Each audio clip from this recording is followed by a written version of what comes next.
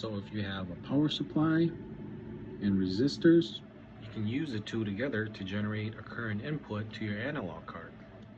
And this just works from good old Ohm's law. Voltage equals current times resistance.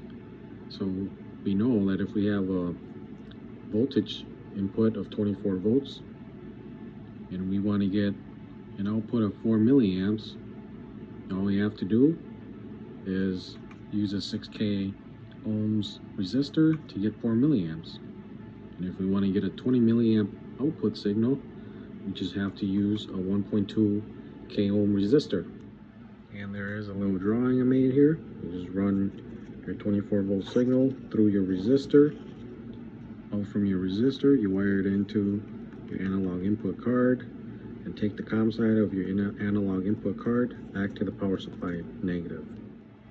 So right now I have my resistance substitution set to 1.2 K ohms or 1200 ohms. So if I turn on my power supply at 1.2 kilo ohms, I should be outputting a 20 milliamp signal. So you can see my power supply is on and it is currently outputting 24 volts DC. So my PLC is in remote run right now, and if you look at my program, I do have a 20 milliamp signal. Again, at 20 milliamps, I'm going to have 100 degrees Celsius. That's the max. Down here, 20 milliamps, I'm going to have a maximum temperature of 212, and I do have the max. And then I'm going to break this circuit right here on the negative side back to the power supply, bring in my Fluke 789 so that we can see the milliamp signal. So this circuit's held in together by these Wago nuts. I'm going to break it, got it disconnected. I'm going to hook my meter up in series. And there we have it.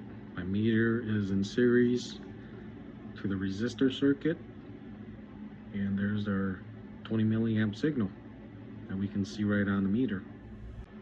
And we changed our set point to 4 milliamps by increasing our resistance to 6,000 ohms. Again, 6,000 ohms is going to give us 4 milliamps.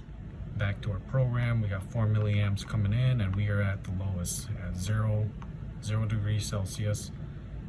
And our temperature in Fahrenheit, 4 milliamps. Our lowest is 32 degrees Fahrenheit, and we are at 32 degrees Fahrenheit. But nowadays, there are current signal generators that you can get. I mean, the Fluke meters, like the 789 process meter, you can generate a milliamp signal.